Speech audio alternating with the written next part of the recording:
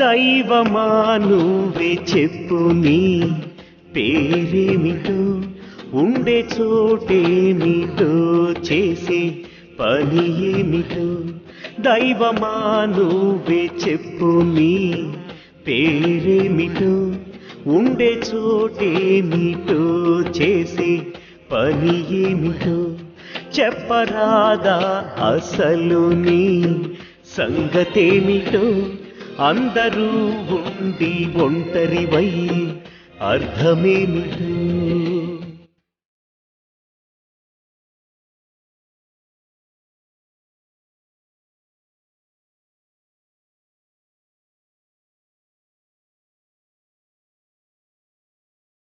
సృష్టినంతా నడిపే నీలో శక్తి ఏమిటో, సృష్టినంతా నడిపే నీలో శక్తి ఏమిటో. కష్టమంతా తుడిచే నీలో శక్తి ఏమిటో, కష్టమంతా తుడిచే నీలో శక్తి ఏమిటో. ఇంతకీ నీకు మాతో బంధమేమిటో, ఎదురుగా ఉండి ఎవ్వరికీ చెందవేమిటో. విశ్వమంతా ఎంతో ఇదిగా వెతికినా సరే ఆరక్షణమైన కనిపించవుగా, అది ఏమిటో. దైవమా నువ్వే చెప్పు నీ పేరేమిటో, ఉండే చోటేమిటో, చేసే పని ఏమిటో.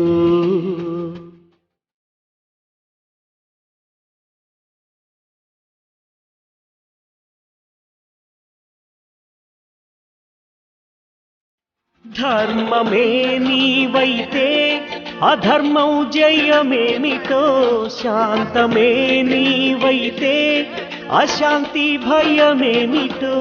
ధర్మమే నీవైతే అధర్మం జయమేమిటో, శాంతమే నీవైతే అశాంతి భయమేమిటో. సంపదుంటే ఇంతైనా సుగుణం ఇవ్వవేమిటో, సుగుణముంటే ప్రతి పూట అన్నం కరువేమిటో. ప్రేమే నీవైతే దీనులకి అందవేమిటో, అందరి మేలు కోరే నీకి నిందలేమిటో. దైవమా నువ్వే చెప్పు నీ పేరేమిటో, ఉండే చోటేమిటో, చేసే పని ఏమిటో.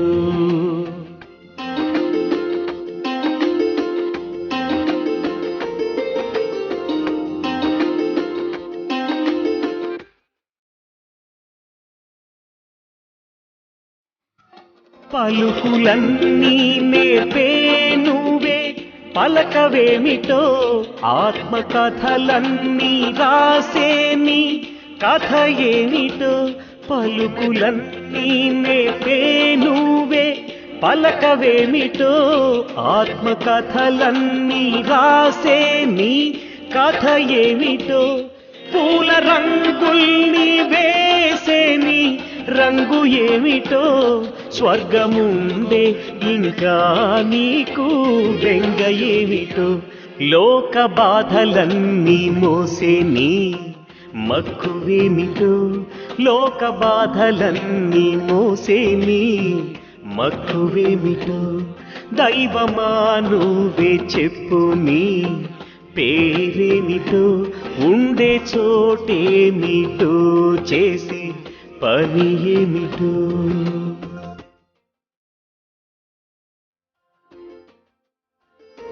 దైవమా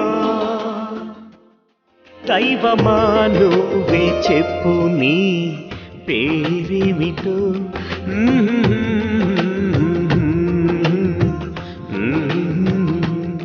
దైవమా నువ్వే చెప్పు నీ పేరేమిటో, నీ పేరేమిటో, పని ఏమిటో.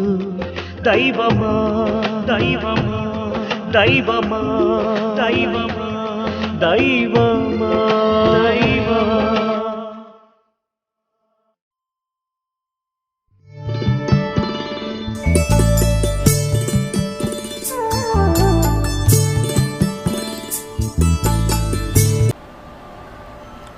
ఓం శాంతి. జ్ఞానజ్యోతి కార్యక్రమానికి స్వాగతం, సుస్వాగతం. మనం చివరి ఎపిసోడ్లో విన్నాం కదా, పరమాత్మ అంటే కొన్ని మనకున్న ప్రశ్నలన్నీ, అంటే సర్వధర్మాలు ఎందుకున్నాయి, పరమాత్మ సర్వవ్యాపి అని చెప్తారు. వీటన్నిటి గురించి మనం అన్ని రకాల సమాధానాలు అనేవి తెలుసుకున్నాము. సో ఈరోజు ఎపిసోడ్లో పరమాత్మ గురించి తెలుసుకుందామండి. ఎందుకంటే పరమాత్మ యొక్క పూర్తి పరిచయం, యథార్థమైన పరిచయం మన ఎవరికీ లేదు. సో ఈరోజు మనతో పాటు ఇలాంటి వివరాలన్నీ పంచుకోవడానికి కమలక్కయ్య గారు మనతో పాటు ఉన్నారు. ఓం శాంతి అక్క, వెల్కమ్ టు జ్ఞానజ్యోతి. సో అక్క, మనం లాస్ట్ ఎపిసోడ్లో సర్వవ్యాపి కాదు, ఇదంతా మన భావన అనుకున్నాం. అలాగే సర్వధర్మాలు కూడా యథార్థమైన పరిచయం లేక, అంటే వాళ్ళకి తెలిసింది చెప్తున్నారు కానీ యథార్థంగా తెలుసుకోలేదు అనేసి, సంపూర్ణ పరిచయం అనేది లేదు అని చెప్పారు. సో ఇప్పుడు ఈరోజు ఎపిసోడ్లో పరమాత్మ గురించి తెలుసుకోవాలి అనుకుంటున్నాము. అంటే ఇప్పుడు పరమాత్మ అంటున్నాం, ఒక్కరేనా, అసలు ఉన్నారా లేదా నిజంగా చెప్పాలి అంటే? చాలా మంచి ప్రశ్న ఇది. ప్రపంచంలో 2 ప్రకారాల మనుషులు ఉన్నారు. భగవంతుడు ఉన్నాడు అనేవాళ్ళని ఆస్తికులు అంటారు, భగవంతుడు లేడు అనేవాళ్ళు నాస్తికులు అవుతున్నారు. ఆస్తికుల్లో కూడా మళ్ళీ కొంతమంది అవసరం వచ్చినప్పుడు భగవంతుడు గుర్తు చేసుకునే వాళ్ళు ఉన్నారు. అంటే వాళ్ళ కోరికలు తీరాలా, వాళ్ళకి ఏదైనా సమస్యలు వచ్చినప్పుడు, కష్టాలు వచ్చినప్పుడు వేరే వాళ్ళు అడ్వైజ్ చేస్తారు. నువ్వు ఈ విధంగా అనుకో, మొక్కో, నువ్వు ఈ విధంగా భగవంతునికి పూజ చెయ్యి, వ్రతం చెయ్యి, యజ్ఞం చెయ్యి అని చెప్పటం ద్వారా చేసేవాళ్ళు ఉన్నారు. ఇట్లా రకరకాల వ్యక్తులు ప్రపంచంలో ఉన్నారు. భగవంతుని పైన పూర్తి నమ్మకము, అసలు పూర్తి పరిచయమే లేనప్పుడు పూర్తి నమ్మకం కూడా మనుషులకి లేదనే చెప్పాలన్నమాట. మొట్టమొదట అసలు ఇది తెలుసుకోవాలి, భగవంతుడు ఒక్కడే అనేటటువంటి విషయం. ఎట్లా ఒక నాటకంలో ఒక పాత్ర ఒక్కరే చేస్తారు, ఒక పాత్ర ఇద్దరు చేయరు. ఇద్దరికీ ఒకే పాత్ర ఉండదు ఎప్పుడు.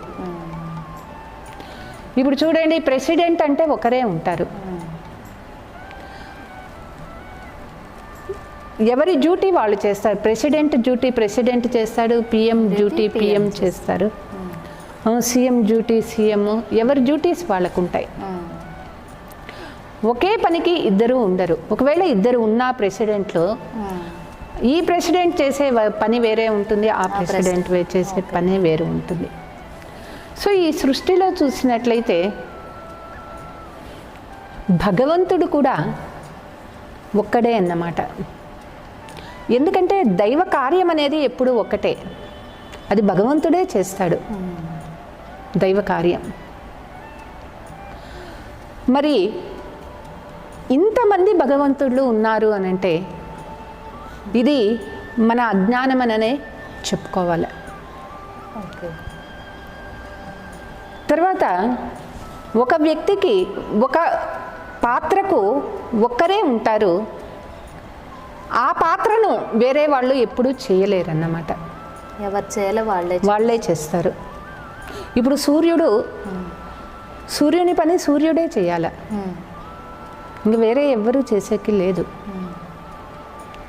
సో ఈ సృష్టి నాటకానికి రచయిత,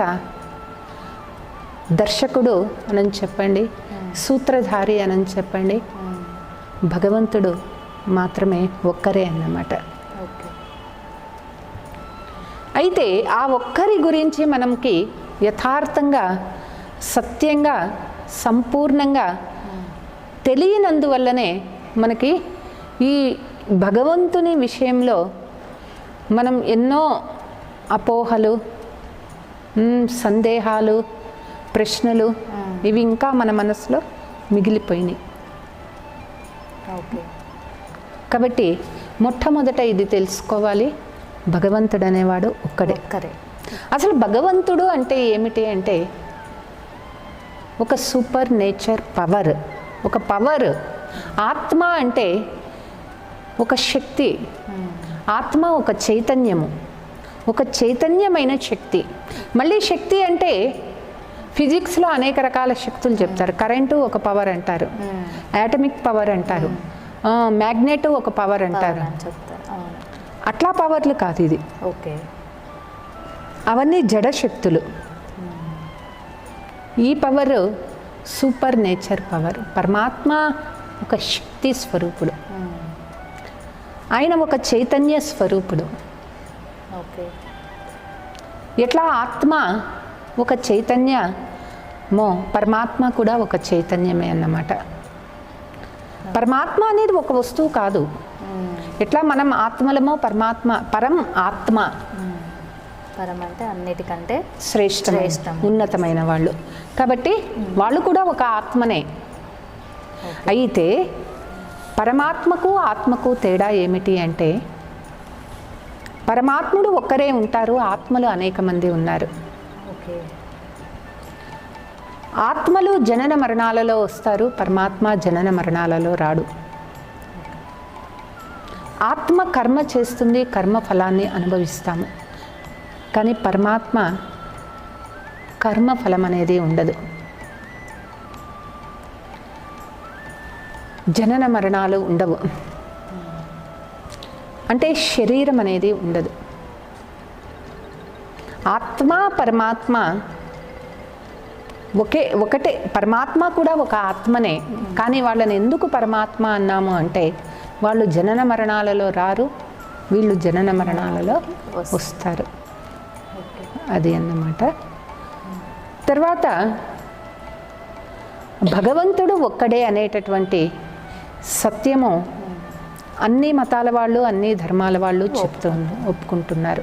ఒక్కరే అన్నప్పుడు ఆ ఒక్కరిని ఎప్పుడు మనం తెలుసుకుంటామో మనం డైరెక్ట్గా భగవంతునికి దగ్గర కావచ్చు. మనం భక్తినే చేసినా, మనం తపస్సే చేసినా, మనం ఏ పుణ్యం చేసినా డైరెక్ట్ భగవంతునితో అన్నమాట ఇక్కడ. ఓకే. తెలియక ముందు మనం ఎన్నో చేసినాము. ఇప్పుడు చూడండి, ఒక పిల్లవాడు చిన్నప్పుడు తల్లిదండ్రుల్లో తప్పిపోతాడు, జాతర పోతారు, తప్పిపోతాడు. తల్లిదండ్రులు ఎంతో వెతుకుతారు, ప్రయత్నం చేస్తాడు, బిడ్డ దొరకడు. 20 సంవత్సరాలకి తల్లిదండ్రులు అనుకున్న నా బిడ్డ ఇట్లా అయి ఉంటాడు, ఇంత పెరిగి ఉంటాడు, ఇంత పెద్ద అయి ఉంటాడు, ఇట్లా ఉంటాడు, ఊహించుకుంటూ ఉంటారు. అక్కడ బిడ్డ కూడా అనుకుంటారు మా తల్లిదండ్రులు ఇట్లుంటారు, అట్లుంటారు అని ఊహించుకుంటూ ఉంటారు. అంటే ఊహలలో జీవిస్తూ ఉన్నారు అంతే, కానీ యథార్థం తెలియదు. ఎప్పుడు యథార్థం తెలుసుకుంటారో అప్పుడు ఓహో ఇన్ని రోజులు నేను అనుకుంది ఊహ, నా ఊహనే, నా కల్పననే, నా భావననే. ఇప్పుడు యథార్థంగా తెలుసుకున్న తర్వాత ఇంకా ఊహల అవసరమే లేదు. సో ఇక్కడ కూడా భగవంతుడిని తెలియక మనము మన ఊహ, మన భావన, మన కల్పన, మన దైవం, మన ఇష్టము, అట్లా మనం భగవంతుడిని పూజలు చేస్తూ ఉన్నాం, ప్రార్థనలు చేస్తూ ఉన్నాం.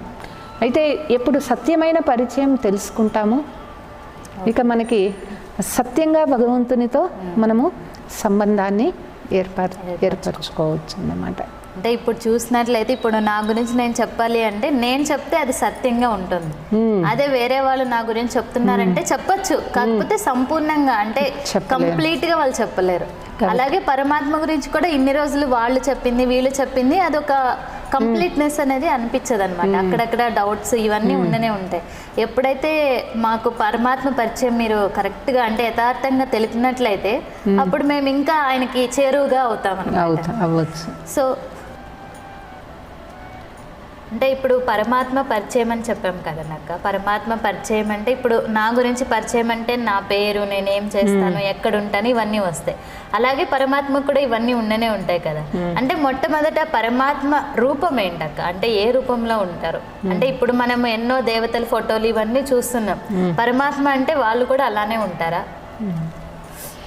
అంటే హిందూ ధర్మంలో 3,000,000 దేవతలు ఉన్నారు అని నమ్మకం ఉన్నది, చెప్తారు.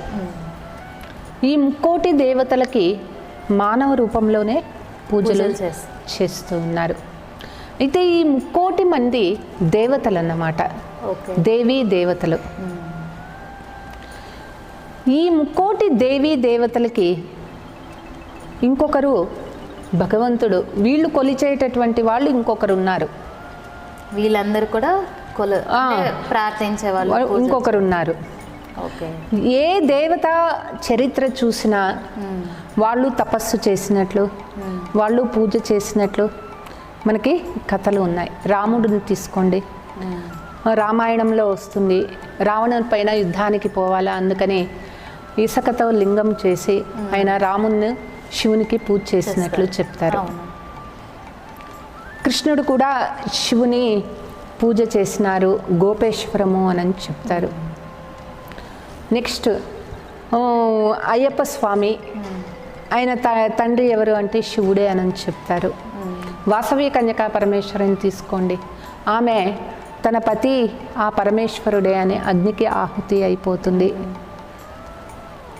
తర్వాత సుబ్రహ్మణ్య స్వామి, గణేష, హనుమంతుడు, ఎవరి కథన్నా తీసుకోండి, దేవతలు అందరూ కూడా ఇంకొకరికి పూజ చేసినట్లు చూపిస్తారు. అంటే ఈ 3,000,000 దేవతలకి ఇంకొకరు హయ్యెస్ట్ పవర్ ఉన్నది, వాళ్ళే సూపర్ నేచర్ పవర్ అంటారు, సుప్రీం పవర్ అయినారన్నమాట. మరి వాళ్ళ రూపం ఏమిటి అంటే వాళ్ళు పరంజ్యోతి స్వరూపుడు. పరమాత్మ యథార్థమైనటువంటి రూపము నిరాకారి స్వరూపము, జ్యోతిర్బిందు స్వరూపము, అతి సూక్ష్మ బిందు స్వరూపము. అయితే బిందు స్వరూపం అనేది మనం ఇంతవరకు ఎక్కడా వినలేదు, అదే కొత్తగా ఉంది. ఎందుకంటే మనము మానవ రూపంలో పూజలు చేసినాం, మానవ రూపంలో భగవంతుడిని చూస్తూ వచ్చినాము. అవును. అయితే బిందు స్వరూపం అనేలోకి ఇక్కడ చాలామందికి అర్థం కావటం లేదు. నిరాకారుడు అని కూడా అంటారు, భగవంతుడు నిరాకారుడు అంటారు. నిరాకారుడు అంటే అసలు రూపమే లేదు అని అనుకుంటారు. అయితే ఒకటి బాగా తెలుసుకోవాలి, ఈ సృష్టిలో నామము రూపము లేనటువంటి వస్తువే ఉండదు. రూపము లేకపోయినా నామం ఉంటుంది. ఇప్పుడు గాలికి రూపం లేదు కానీ పేరు అనేది ఉంది కదా. రూపము లేనంత మాత్రాన లేదు అనుకుంటామా? లేదు, ఉంటుంది. సో అదేవిధంగా పరమాత్ముడు నిరాకారి స్వరూపుడు అంటే నామరూపాలు లేవని కాదు అర్థము. పరమాత్మునికి నామము ఉన్నది, రూపము ఉన్నది. అయితే మానవ రూపం లేదు ఇక్కడ. జ్యోతిర్బిందు స్వరూపము. జ్యోతి స్వరూపుడు అంటే మళ్ళీ మనము దీపారాధన చేస్తే వెలిగే దీపం కాదు, మనం క్యాండిల్ వెలిగిస్తే వెలిగే దీపం కాదు, అట్లా జ్యోతి కాదు. ఆయన ఒక చైతన్య జ్యోతి బిందు స్వరూపుడు. మనము భక్తిలో పెద్ద పెద్ద రూపాలతో మనం పూజలు చేసినాం.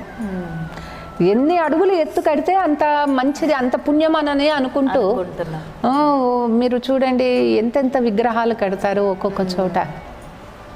అయితే భగవంతుడు అంత పెద్ద రూపం లేదు. ఆయన అతి సూక్ష్మ బిందు స్వరూపము. భగవద్గీతలో చెప్పబడింది, నేను అణువు కంటే అనూహ్యమైనటువంటి రూపము అని చెప్తాడు. మరి నేను అనంతమైన శక్తిని కలిగినటువంటి వాడిని అని చెప్తాడు. పరమాత్మ రూపంలో బిందువు, కానీ ఆయన మహిమలో అనంతము, గుణాలలో అనంతము, శక్తిలో అనంతము. రూపం చిన్నదని అనుకోవద్దు, అతను ఏం చేస్తారు అని. రూపము చిన్నదైనా శక్తిలో అనంతమైనటువంటి వాడు, సర్వశక్తివంతుడు పరమాత్ముడు అయినారు. అయితే భగవంతుణ్ణి మనం ఈ కళ్ళ ద్వారా చూడలేము. మనకి మహాభారత యుద్ధంలో అక్కడ అడుగుతారు, అర్జునుడు అడుగుతాడు గీతోపదేశం ఇచ్చే సమయంలో, నిన్ను ఎట్లా చూడగలిగేది అని అంటే, నాకు నిన్ను చూడాలని ఉంది, ఒకసారి నీ రూపం ఏమిటి చూపించు అని అంటే, నీకు నేను దివ్య దృష్టిని ప్రసాదిస్తాను అని చెప్తారు. అంటే భగవంతుణ్ణి దివ్య దృష్టి ద్వారా మాత్రమే చూడగలుగుతాం, కానీ ఈ స్థూల నేత్రాలతో ఎవ్వరూ చూడలేరు. ఆ దివ్య దృష్టి అంటే ఏమిటి అంటే జ్ఞానము. భగవద్గీతలో ఒక శ్లోకం ఉన్నది, జ్ఞానం గేయం జ్ఞానగమ్యం అంట ఒక శ్లోకం ఉన్నది. అంటే భగవంతుణ్ణి జ్ఞాన నేత్రము ద్వారానే చూడవచ్చు, జ్ఞానము ద్వారానే తెలుసుకోవచ్చు, జ్ఞానము ద్వారానే చేరవచ్చు, జ్ఞానము ద్వారానే ప్రాప్తి చేసుకోవచ్చు అంట. ఆ శ్లోకమంతా వస్తూ ఉంది. కాబట్టి జ్ఞానం ద్వారానే భగవంతుణ్ణి చూడవచ్చు, తెలుసుకోవచ్చు అన్నమాట. ఆ జ్ఞాన నేత్రాన్ని భగవంతుడు మనకి ప్రసాదిస్తూ ఉన్నాడు.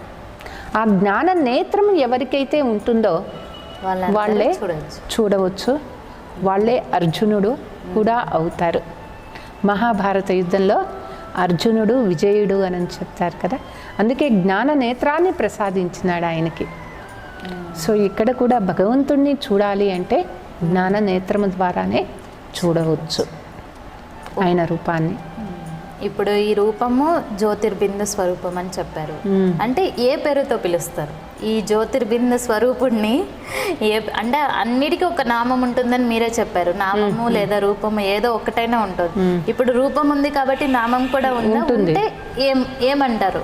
భగవంతునికి నామము ఉన్నది, ఒక నామం కాదు, అనేక నామాలతో భగవంతుడిని పిలుస్తూ ఉన్నారు. అయితే ఆయన అసలైనటువంటి నామము అంటే రిజిస్టర్డ్ నేమ్ ఆయనకి సదా శివుడు. శివ, శివ అంటేనే కళ్యాణకారి, మంగళకారి, శుభకారి.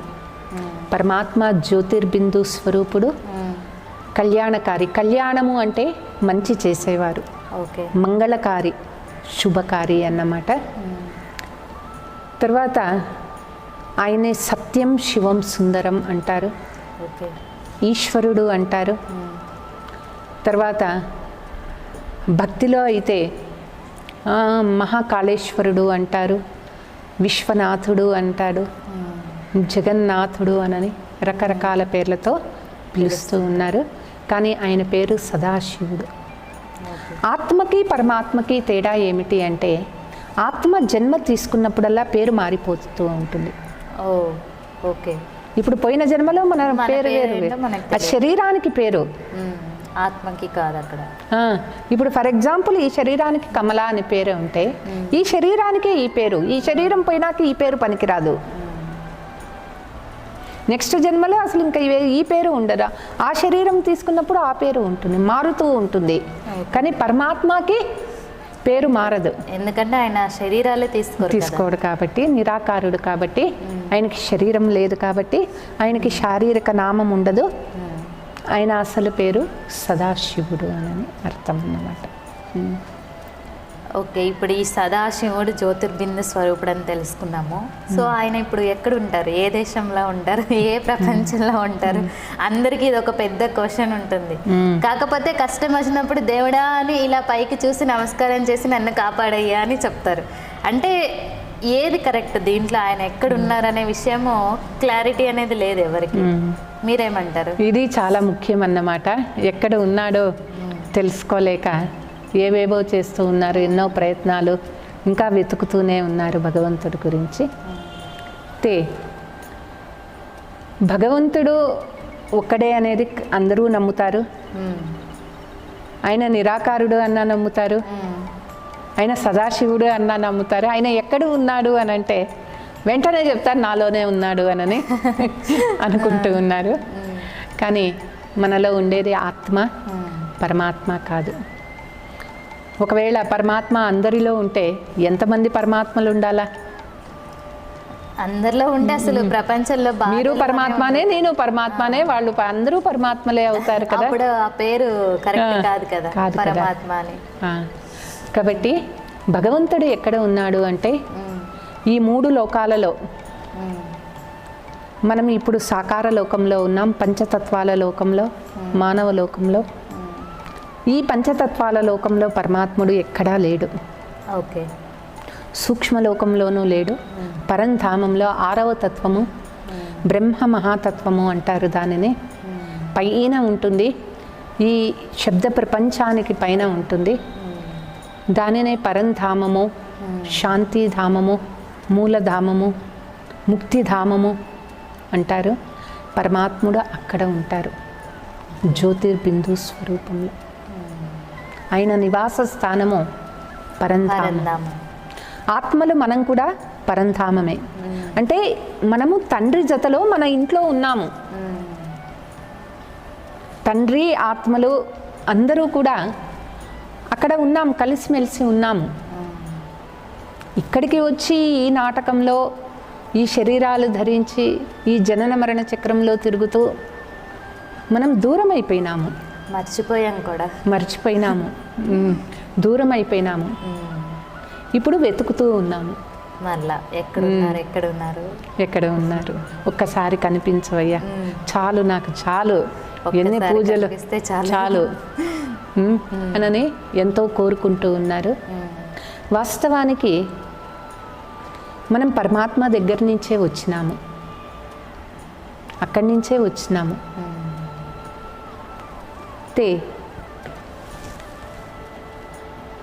ఈ పంచతత్వాల లోకంలో భగవంతుని కోసం ఎన్నో దేవాలయాలు, చర్చిలు, మసీదులు కడుతూ ఉన్నారు. అయితే భగవంతుడు ఎక్కడా లేదు. భగవంతుడు విగ్రహంలో లేడు, మనలో లేడు, ఈ పంచతత్వాల ప్రకృతిలో లేడు, జీవ జంతువుల్లో ఎక్కడా లేడు. భగవంతుడు పైన ఉంటాడన్నమాట. సో పరమాత్మ పైన ఉంటే ఆయన ఏ కాలంలో అంటే వింటూ ఉంటాం కదా, ఎప్పుడైనా వస్తారు మళ్ళీ ఈ భూమి మీద వెలుస్తారు అని వింటుంటాం. అంటే ఆయన కాలం ఏంటి అక్క? అంటే మరి ఆయన పైనే ఉంటాడా ఎప్పుడు? ఆయన ఎప్పుడు పైనే ఉంటాడా? భగవంతుడు ఖచ్చితంగా వస్తాడు. మనకి ప్రామిస్ కూడా చేసినాడు. భగవద్గీతలో చెప్పబడింది, యదా యదా హి ధర్మస్య అని చెప్తారు. అంటే భగవంతుడు ఎప్పుడు అధర్మం ఏర్పడుతుంది, ధర్మగ్లాని ఏర్పడిపోతుందో ఈ ప్రపంచంలో భగవంతుని కోసం ఎప్పుడు ఎక్కువ భక్తి చేస్తారు, ప్రపంచంలో దుఃఖము అశాంతి ఎప్పుడు ఎక్కువ అవుతుందో భగవంతుడు నేను అవతరణ అవుతాను, నేను వస్తాను అని చెప్పినాడు, గీతలో చెప్పినాడు. కాబట్టి ఎప్పుడు అధర్మ సమయం ఎక్కువ అవుతుంది అప్పుడు భగవంతుడు వస్తాడన్నమాట. అయితే ఇది కూడా చెప్పబడింది భగవద్గీతలో, నేను సాధారణ మానవ రూపంలో వస్తాను, కోటిలో కొందరిలో కొందరు మాత్రమే తెలుసుకుంటారు, మూడులు నన్ను తెలుసుకోలేరు అని ఉంది. అంటే భగవంతుడు ఇదే సమయం అన్నమాట. ఈ సమయం ప్రపంచంలో అధర్మం ఎక్కువైపోయి, దుఃఖం ఎక్కువైపోయి భగవంతుడిని ఎక్కువ పిలుస్తూ ఉన్నారు. ఈ సమయంలో భగవంతుడు అవతరించేటటువంటి సమయం ఇదే. అధర్మ సమయంలో భగవంతుడు ఖచ్చితంగా వస్తాడు, వచ్చి ధర్మం స్థాపన చేసేది ఆయన కార్యము. కాబట్టి భగవంతుడు వచ్చే సమయం కూడా ఎట్లా ఒక సీజన్ ఉంటుంది. ఇప్పుడు పంట పండించే రైతు కూడా విత్తనాలు ఎప్పుడంటే అప్పుడు వేయడు. కరెక్ట్గా వాతావరణం ఈ సృష్టి నాటకంలో కూడా ప్రతి ఒక్క దృశ్యానికి ఒక టైం ఉంటుంది. సో భగవంతుడు కూడా ఎప్పుడంటే అప్పుడు రాడు, తన టైం ఎప్పుడు వస్తుందో అప్పుడు పరంధామం నుంచి వస్తాడు. ఒక రకంగా చెప్పాలి అంటే ఈ నాటకంలో ఆయనది కూడా ఒక పాత్రధారి. భగవంతుడు కూడా ఒక పాత్రధారినే. అయితే ఆత్మలు మనం పాత్రధారులమే, పరమాత్మ కూడా పాత్రధారినే. ఆత్మలు మనము జననం మరణాలలో వస్తాము, అంటే గర్భం ద్వారా జన్మ తీసుకుంటాము. కానీ పరమాత్ముడు జనన మరణాలలో రాడు, వస్తాడు కానీ గర్భము ద్వారా జన్మ తీసుకోడు, అవతరణ అవుతాడు. అవతరణ అంటే ప్రవేశం అవుతారు, పరకాయ ప్రవేశము అని చెప్తారు. అవతరణ అంటే ఒక వ్యక్తి ఉంటాడు, ఆ శరీరంలో ఆత్మ ఉంటారు, ప్లస్ పరమాత్మ కూడా వస్తారు. అంటే అప్పుడు ఒకే శరీరంలో ఆత్మ పరమాత్మ ఇద్దరు ఉంటారన్నమాట. చాలా ఎగ్జాంపుల్స్ కూడా ఉన్నాయి. ఒక శరీరంలోనే ఇద్దరు ఆత్మలు ఉంటారు, చాలా వింటూ ఉంటాం కూడా మనం. సో ఇక్కడ కూడా భగవంతుడు వస్తాడు అంటున్నాం. అధర్మ సమయంలో వస్తాడు. ఎట్లా వస్తాడు అంటే జనన మరణాలలో రాడు, ప్రవేశం అవుతారు, దివ్య అవతరణ ఆయన అవుతారు ఇదన్నమాట. తర్వాత పరమాత్ముడు రూపములో బిందువు, కానీ శక్తిలో అనంతము. భగవంతునికుండే శక్తి మానవ మాతృలకి లేదు. ఆయన సంకల్ప శక్తి కావచ్చు, ఆయన బుద్ధి శక్తి కావచ్చు, ఎవ్వరికీ ఈ మానవ మాతృలకి ఉండదు. ఆయన గుణాలలో సాగరుడు. అందుకే భగవంతుడిని మనం ఏమని చెప్తాము? శాంతి సాగరుడు, ప్రేమ సాగరుడు, ఆనంద సాగరుడు, దయా సాగరుడు, క్షమా సాగరుడు, కరుణా సాగరుడు, సాగరుడు అని చెప్తాము. సాగరం అంటే ఆయన దగ్గర అంత శాంతి ఉంది, విశ్వానికి ఇచ్చే అంత శక్తి ఉంది, శాంతి ఉంది, ఆనందం ఉంది. ఇప్పుడు సూర్యుడు చూడండి, ఒకే సూర్యుడు జగత్తుకంతా శక్తి, తనకు ఆ వెలుగుని ఇస్తూ ఉన్నాడు కదా. అందుకే సూర్యుడిని దేవుడు సమానం అని చెప్తారు. సూర్యుడు కూడా ఒక దేవుడే అని చెప్తారు. కానీ సూర్యుడు అనేది ఒక జడము. జగత్తుకంతా ఇస్తూ ఉన్నాడు కాబట్టి ఆయన దేవుడు సమానం అని అంటూ ఉన్నాడు. కానీ పరమాత్ముడు ఈ జగత్తుకంతా కూడా సుఖము, శాంతి, ఆనందము ఇవ్వగలిగే శక్తి ఆయనకి ఉన్నదన్నమాట. ఎంత శక్తి ఉన్నది అంటే భగవంతునికి ఈ భూమినే స్వర్గంగా మార్చగలిగే శక్తి ఆయనకి ఉన్నది. Positive energy. ఓకే. ఎంత పాజిటివ్ ఉంటే ఇంత ప్రపంచం నరకంగా మారిన ఈ ప్రపంచాన్ని స్వర్గంగా మారుస్తాను అని అంటూ ఉన్నా. అంత శక్తి అంటే ఎంత పాజిటివ్ ఎనర్జీ ఉంది ఆయన కాడ. అందుకే సూపర్ నేచర్ పవర్ అంటారు. భగవంతుని దగ్గర ఉండేదే పాజిటివ్ ఎనర్జీ. ఎంత పాజిటివ్ అన్నది ఆయన కాడ. మనుషులకు ఉన్నదా? ఒక చిన్న ఏదన్నా సంఘటన జరిగితేనే మనకి ఎంత నెగిటివ్ వస్తుంది. చాలా. అందుకే వాళ్ళని సర్వశక్తివంతులు అని చెప్తారు. తర్వాత వాళ్ళు పతిత పావనులు. అంటే పతితమైన ప్రపంచాన్ని పవిత్రం చేస్తాడు. మనుషుల్ని, ప్రకృతిని, పతితుల్ని పావనం చేస్తాడు కాబట్టి పతిత పావనుడు అంటారు. ఆయన సుఖకర్త, దుఃఖహర్త. మన దుఃఖాలు తీరుస్తాడు, మనకి సుఖం ఇస్తాడు కాబట్టి దుఃఖహర్త, సుఖకర్త అంటారు. భాగ్య విధాత అంటారు. ఎట్లా ఏదైనా మనకి అనుకున్నది జరగాలి అంటే అదృష్టం ఉండాలి అంటారు. అదృష్టము ఎట్లా చేసుకోవాలి మనకి నేర్పిస్తాడు. భగవంతుడు ఒకరికి అదృష్టము, ఇంకొకరికి దురదృష్టము ఇవ్వడు. భగవంతుడు విధాత అంటే విధిని నేర్పిస్తాడు. ఇలా చేయండి, ఇలా చెయ్యండి అని మార్గదర్శనం, గైడెన్స్ ఇస్తాడు. ఓకే. వెళ్ళాల్సింది మనమే, చేయాల్సింది మనమే. అందుకే మన చేతిలో ఉన్నది. అందరూ అనుకుంటారు ఆయన చేతిలో ఉంది అని. ఇందులో చాలా కన్ఫ్యూజన్ ఉంది. ఆయన చేతిలో ఉందా, మన చేతిలో ఉందా? ఇప్పుడు మీరు చెప్పిన దాని ప్రకారం అయితే ఆయన జస్ట్ ఈ రూట్లో వెళ్ళండి అని ఒక మార్గదర్శనం చేస్తారు, మనమే దాంట్లో వెళ్ళాలి. ఆయన చెప్పినట్లు చేస్తే అప్పుడు మనము చేరుకోగలుగుతాము. కాబట్టి ఆయన్ని భాగ్య విధాత అంటాడు. విధాత ఆయన విధిని నేర్పిస్తాడు. ఓకే. విధిని రాయరు, రాసుకుంటాం. విధిని కూడా ఆయనే రాస్తారు. మనమే రాసుకుంటే నా తలరాత భగవంతుడు రాస్తాడు, అంతా ఆయన చేతుల్లో ఉంటుంది అనుకుంటా. అక్కడ మన తలరాత మనమే రాసుకుంటాం. అది పొరపాటు పడిపోయాం. కాబట్టి ఆయన భాగ్య విధాత, దాత, విధాత, వరదాత అయినాడు. నెక్స్ట్ ఆయన త్రిలోకాలు, 3 లోకాలకి ఆయనే దేవుడు. మళ్ళీ ఇంకొకరు లేరు. సూక్ష్మలోకంలో వేరే దేవుడు ఉంటాడా, ఇక్కడ సాకారంలో ఇంకొక దేవుడు వేరు. 3 లోకాలకి ఆయనే నాథుడు, త్రికాలదర్శి తండ్రి. ఎందుకంటే ఈ సృష్టి నాటకము మొత్తం తెలిసిన వాళ్ళు భగవంతుడు ఒక్కడే. ఎలా జరుగుతుంది, ఆది, మధ్య, అంతం. ఓకే. మనము పాత్రధారులము. మనం ఈ శరీరంలో ఉన్నప్పుడు ఏం చేస్తున్నామో అదే మనకి తెలుసు. పూర్వజన్మది మనకి తెలియదు. నాటకం మొదట్లో ఎట్లా మనం ఎక్కడి నుంచి వచ్చినామో అనేది కూడా మనకి తెలియదు. మరి ఈ నాటకంలో రాకుండా పైనుంచి చూస్తూ ఉన్నాడు భగవంతుడికి. ఈ నాటకం యొక్క ఆది, మధ్య, అంతము తెలిసినవాడు ఆయన ఒక్కడే. అందుకే జ్ఞాన సాగరుడు అయినారు ఆయన. భగవంతుని దగ్గర ఎంత జ్ఞానం ఉన్నది అంటే చెప్తారు, భక్తిలో చెప్తారు, ఆకాశమే పేపర్ చేసుకొని, సముద్రమే ఇంకు చేసుకొని, చెట్టుని కలంగా చేసుకొని రాసినా కూడా తరిగిపోదంట. జ్ఞాన సాగరుడి దగ్గర అంత జ్ఞానం ఉన్నది, భగవంతుని దగ్గర అది ఊహకే అందలేని అంత జ్ఞానం ఉన్నది. అసలు మనిషి అనుకుంటాడు నేనే చాలా గొప్ప,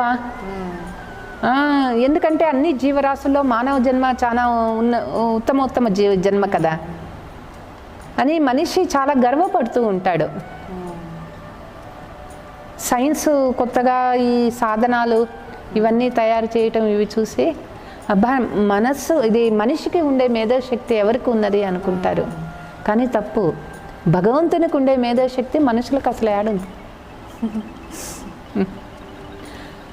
కాబట్టి ఈ ప్రపంచంలో అందరికంటే బుద్ధిశక్తి ఎవరికి అంటే పరమాత్మకి ఉన్నది. బుద్ధివంతులకే బుద్ధివంతుడు ఆయన, తండ్రులకే తండ్రి. ఇప్పుడు మనకి తండ్రి ఒకళ్ళు ఉన్నారు, నాకు తండ్రి ఇంకొకరు ఉన్నారు, ఆ తండ్రికి భగవంతుడు తండ్రి ఆయన. అందుకే ఆయన్ని పరమ పిత అంటారు. ఈ ప్రపంచంలో అందరూ ఆత్మలో అన్ని ఆత్మలకి ఆయన తండ్రి లాంటివాడు, ఆయన గురువు లాంటివాడు, ఆయన టీచర్ లాంటివాడు, ఆయన పతి లాంటివాడు. అందుకే పతి పరమేశ్వరుడు అంటారు, జగద్గురువు అంటారు, పరమపిత అంటారు. భగవంతుని మించినటువంటి ఆత్మ ఈ ప్రపంచంలో ఎక్కడా లేదు. ఆయన అందరిలోకి ఉన్నతోన్నతులు సర్వోన్నతులు అన్నమాట.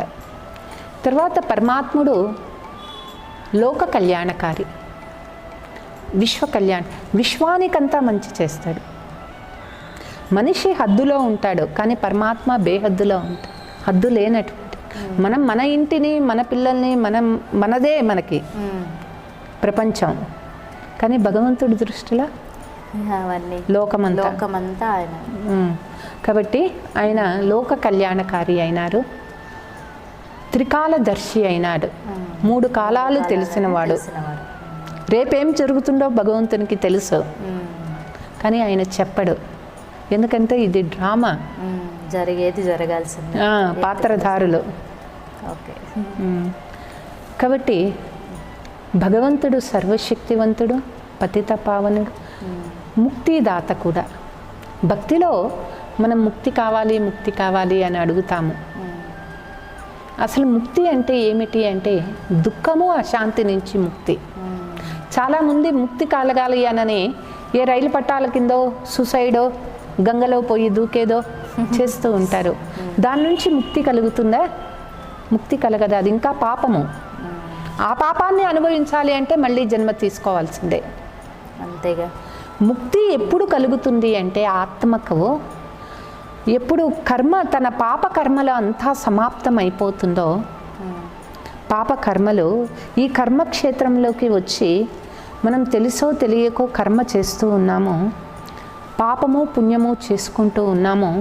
ఎప్పుడు పాప కర్మలు అన్నీ సమాప్తం అయిపోతాయి, అప్పుడే ఆత్మకు ముక్తి కలుగుతుంది.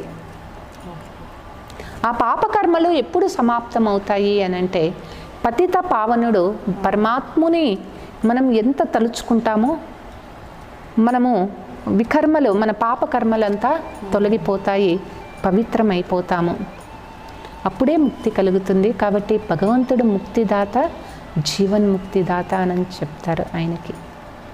ఇట్లా భగవంతుని గురించి ఎన్నో విషయాలు తెలుసుకోవాల్సినవి ఇంకా ఎన్నో మనకి ఉంటాయన్నమాట. సో ఇప్పుడు మెయిన్ తన కర్తవ్యం ఏంటి? భగవంతుని కార్యము ఈ ప్రపంచంలో ఏ మనిషి చేయలేడన్నమాట. అంత కార్యము, అంత పెద్ద కార్యము ఆయన చేస్తూ ఉన్నాడు. ఏమిటి ఆయన చేసే కార్యము అంటే ధర్మం స్థాపన చేయాలి. ఎప్పుడు అధర్మం ఎక్కువైపోతుంది, అధర్మం పోయి ధర్మం రావాలి, సత్య ధర్మాలు స్థాపన చేసేది. ఈ పని భగవంతుడు ఒక్కడే చేయగలుగుతాడు. ఇది మానవ మాతృలు ఎవ్వరూ చెయ్యలేరన్నమాట. అందుకే ఆయన దుష్ట శిక్షణ, శిష్ట రక్షణ ఆయన చేస్తాడు పరమాత్ముడు.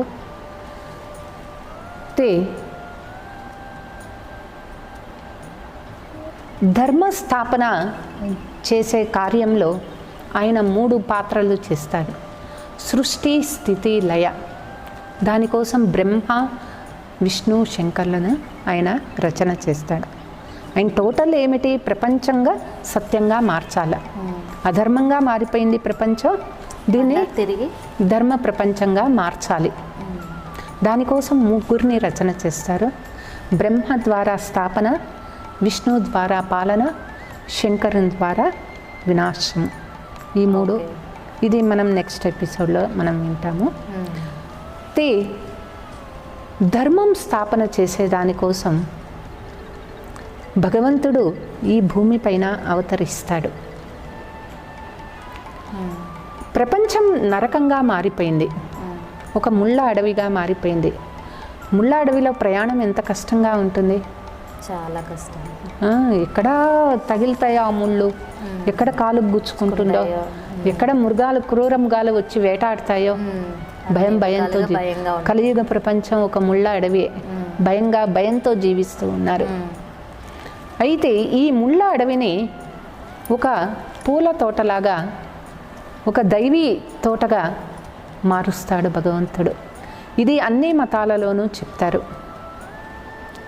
స్వర్గంగా మారుస్తారు అని చెప్తారు, బహిస్తా అని చెప్తారు వాళ్ళు, ప్యారడైజ్ అని చెప్తారు క్రిస్టియన్స్ అయితే. అంటే భగవంతుని కార్యము నరకాన్ని స్వర్గంగా మార్చేది అని చెప్పొచ్చు, ముళ్ళ అడవిని పూల తోటగా చేసేది. ఈ ఒక్క కాంట్రాక్ట్ ఆయన తీసుకున్నాడు. ఇది మనుషులు చేసే పని అస్సలు కాదు, ఎవరికి కానే కాదు. ఇది భగవంతుడు. మరి ఆయన చేయగలడా? చేసేస్తాడు ఆయన. ఆయనకంత పవర్ ఉన్నది.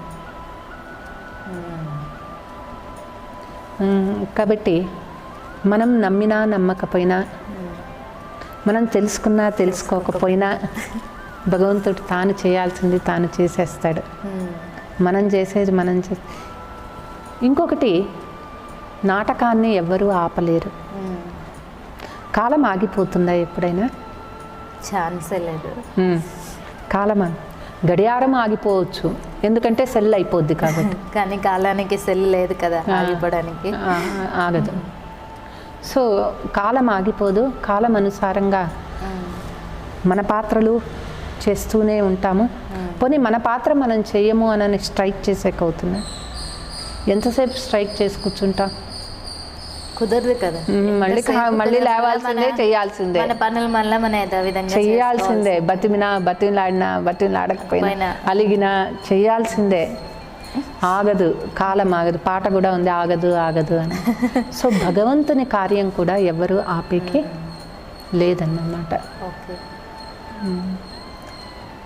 ఇందాక మీరు చెప్పారు కదక్క, గుణాల్లో సింధు అని చెప్తారు కదా, అంటే రూపంలో బిందువు, గుణాల్లో సింధు అని చెప్తారు కదా. అంటే అసలు ఈ గుణాలు ఏంటి, మనకు కూడా అవన్నీ ఉంటాయి? అంటే ఇప్పుడు పరమాత్మ అంటే మన తండ్రి అని చెప్తున్నారు, ఆత్మ యొక్క తండ్రి పరమాత్మ. సో తండ్రి నుండి ఆ గుణాలని మనకు కూడా వస్తాయి. అసలు ఆ గుణాలు ఏంటి, వాటి గొప్పతనం ఏంటి? వాస్తవానికి ఆత్మ యొక్క ఒరిజినల్ గుణాలు కూడా ఇవే: శాంతి, ప్రేమ, పవిత్రత, ఆనందం, దయ. అయితే వాస్తవానికి ఆత్మకు కూడా పరమాత్మలో ఉండే గుణాలే ఆత్మకు ఉంటాయి. ఎందుకంటే అందరూ పరంధామం నుంచే వచ్చిన వాళ్ళం.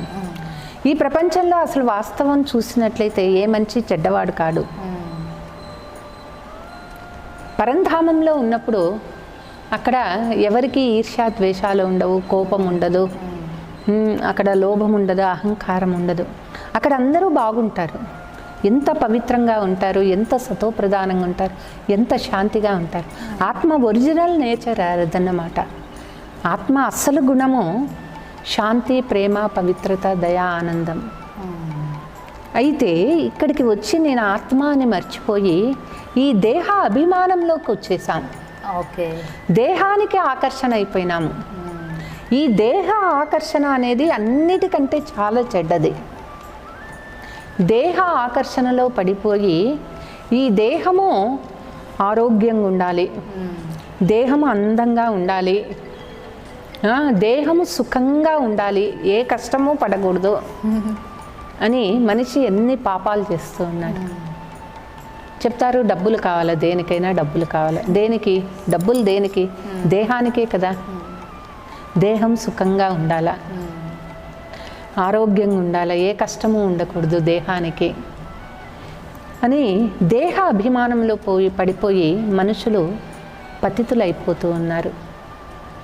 ఎప్పుడు నేను ఆత్మ అని మర్చిపోయి దేహము అనుకుంటారో అప్పుడే మనిషిలో కామ్, క్రోధ, లోభ, మోహ, అహంకారాలు ప్రవేశిస్తాయి. లేదంటే అసలు ఆత్మలందరూ కూడా చాలా పవిత్రమైనటువంటి ఆత్మలు. ఆత్మలందరూ మంచి గుణాలతో కలిగినటువంటి ఆత్మలు. ఫస్ట్ వచ్చినప్పుడు ఎట్లా ఉంటారో తెలుసా? ఎంత సతో ప్రధానంగా, ఎంత బాగుంటారు ఆత్మ. జనన మరణాలలో వచ్చేసి పాపాలు చేసేసి ఇట్లా అయిపోయినారు. కానీ ప్రపంచం ఇట్లా అయిపోయింది. కానీ పరంధామంలో ఉన్నప్పుడు పరమాత్ముడు ఎట్లా సర్వగుణాలలో సాగరుడో ఆత్మ కూడా అన్ని గుణాలు కలిగి ఉండేవాళ్ళం. మనలోనే ఉన్నాయి గుణాలు. అసలు మనం శాంతి కావాలి అని అనుకుంటాం. శాంతి ఎక్కడ బయట లేదు, మనలోనే ఉంది. ఆనందంగా ఉండాలి. కాసేపు నన్ను వదిలేసే, నేను కాసేపు హ్యాపీగా ఉండాలా అనుకుంటా. హ్యాపీ అనేది ఇంట్లో ఉండి కూడా ఉండొచ్చు కదా. ఏదన్నా టూర్కి వెళ్తేనేనా హ్యాపీ? డబ్బులు ఖర్చే కానీ ఏం లేదు. హోటల్కి పోయి తింటేనా? అందులో ఆనందం అనేది మన లోపలే ఉంటుంది. కాకపోతే అన్ని ప్లేసుల్లో వెతుకుతూ ఉన్నాం. వెళ్ళిన ప్రతి దగ్గర, ప్రతి మనిషి దగ్గర నాకు కావాలి అని. శాంతి, ఈ గుణాలు అనేవి శాంతి, సుఖము, ఆనందము, పవిత్రత, ప్రేమ, ఇది ఆత్మ పరమాత్మ దగ్గరే ఉండేది. ఓకే, ఇంక వేరే ఎక్కడా లేదు. మనం మాత్రం భ్రమలో ఉన్నాం. అన్ని ప్లేసుల్లో వెళ్ళే ప్రతి దగ్గర నాకు హ్యాపీనెస్ దొరుకుతుంది, నాకు ప్రేమ దొరుకుతుంది. ప్రతి మనిషి దగ్గర నన్ను ప్రేమగా మాట్లాడితే బాగుంటుంది అనుకుంటాం, ప్రేమను కోరుకుంటాం. ప్రతి ఒక్కరిలోనూ ఉన్నది పరమాత్మ కాడ ఉన్నది. వస్తువుల్లో మాత్రం లేదు ఇది. కాబట్టి గుణాలు అనేవి పరమాత్మ దగ్గర ఉన్నాయి, ఆత్మ దగ్గర ఉన్నాయి. అయితే మరి ఆత్మలలో లేవు ఎందుకు అనంటే, నేను ఆత్మ అనేది మర్చిపోయినారు. దేహ భ్రాంతిలో జీవిస్తూ ఉన్నారు. దేహము అనే భ్రమలో జీవిస్తూ ఉన్నాడు. ఈ దేహ మాయను మొదట ఎప్పుడు వదిలించుకుంటాడో అప్పుడే ఆత్మ దర్శనము, పరమాత్మ దర్శనము వాళ్ళకి కలుగుతుందన్నమాట. ఓకే, సో ఇప్పుడు మీరు చెప్పిన ఈ గుణాలన్నీ మర్చిపోయాము, మళ్ళీ తిరిగి వాటిని సంపాదించుకోవచ్చు అంటే ఆత్మ అని తెలుసుకున్న తర్వాత. కాకపోతే ఇప్పుడు పరమాత్మ అని మనం రోజు ప్రార్థిస్తున్నాము, పూజలు చేస్తున్నాము. అంటే ఇప్పుడు ఆత్మకి పరమాత్మ, ఆత్మ ఇక్కడ ఉంది, పరమాత్మ పరంధామంలో ఉన్నారు, మళ్ళీ భూమి మీద అవతరిస్తారు. కాకపోతే వీళ్ళిద్దరి మధ్య కనెక్షన్ అనేది ఎలా సాధ్యమవుతుంది? ఇప్పుడు పరమాత్మ పరిచయం తెలుసుకొని, నా తండ్రి ఇప్పుడు బిడ్డ తప్పిపోయాడు జాతరలో, మళ్ళీ ఎన్నో సంవత్సరాలకి చెప్తారు మీ తండ్రి అబ్బాయి వీళ్ళు అని అంటే, మళ్ళీ బిడ్డ అవునా నా తండ్రినా అని ఇప్పుడు కన్ఫర్మ్ అయిపోతుందో, నిశ్చయం కలుగుతుందో, అప్పుడు ఆటోమేటిక్గా తండ్రి బిడ్డ సంబంధం వచ్చేస్తుంది. సో ఇక్కడ కూడా నేను ఆత్మ, పరమాత్మ ఒక్కరే, పరమాత్ముడే నాకు తండ్రి అని ఎప్పుడు నిశ్చయం కలుగుతుందో అప్పుడు ఆటోమేటిక్గా తండ్రి బిడ్డ సంబంధం వచ్చేస్తుంది. ఓకే, కాబట్టి నిశ్చయం అనేది ముఖ్యం అన్నమాట. నిశ్చయ బుద్ధి విజయంతి. ఫస్ట్ పరమాత్మని మనం ఖచ్చితంగా ఓకే ఉన్నారు నా తండ్రి వీరే అని మనం నిశ్చయం చేసుకోవాలి. తర్వాత బిడ్డ అయిపోయినట్లే. బిడ్డ ఎప్పుడు బిడ్డ అయిపోతామో ఆస్తికి వారసు అయిపోయినట్లే కదా. అందులో నో డౌట్, ఎవరు ఏది అనేకి లేదు. కాబట్టి కన్ఫామ్ అక్కడ నిశ్చయం అనేది కలగాలి. ఓకే, సో ఈరోజు మనం అన్ని చర్చించుకున్న విషయాలు ఏంటి అంటే, పరమాత్మ జ్యోతిర్బింద స్వరూపుడు, అలాగే వారి నామం సదాశివుడు, శివుడు, ఇలా ఈశ్వరుడు అని రకరకాల నామాలతో మనం పిలుస్తూ ఉన్నాం. ఇంకొకటి వారు ఎక్కడుంటారు అంటే పరంధామంలో ఉంటారు. మళ్ళీ వాళ్ళ భూమి మీదకి ఎప్పుడు వస్తారు అంటే ఎప్పుడైతే ఆ ధర్మం అనేది ఎక్కువ అవుతుందో ధర్మ స్థాపన కోసం తిరిగి మళ్ళీ వారు ఈ భూమి మీద అవతరిస్తూ ఉంటారు అనేసి అది వాళ్ళ కార్యము. కాబట్టి ఈ విషయాలన్నీ బాగా తెలుసుకున్నాం అక్క. అంటే నెక్స్ట్ వచ్చే ఎపిసోడ్స్లో ఇప్పుడు ఏదైతే మీరు ఈ సంబంధం అనేది చెప్పారో అది ఎలా జోడించాలి, ఇంకా కొన్ని మా దగ్గర క్వశ్చన్స్ ఉన్నాయి పరమాత్మ విషయంలో. కొన్ని అంటే త్రిమూర్తులు అని చెప్తారు, ఇందాక చెప్పారు. నెక్స్ట్ ఎపిసోడ్లో మనం వాటి గురించి డిస్కస్ చేస్తామని. సో వచ్చే వారంలో వాటన్నిటి గురించి మనం వివరాలు అనేవి తెలుసుకుంటాం అక్క. అప్పటి వరకు అందరికీ నమస్కారం. ఓం శాంతి.